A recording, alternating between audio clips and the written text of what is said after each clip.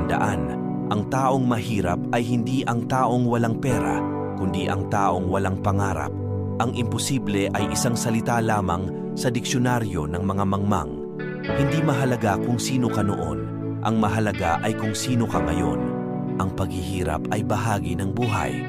Ngunit kung patuloy mong iisipin ang paghihirap, hindi mo makikita ang biyaya.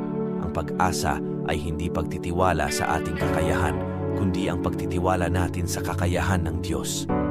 Kapag naramdaman mo na wala ka ng halaga sa mundo, tandaan mo, si Jesus ay namatay para sa iyo.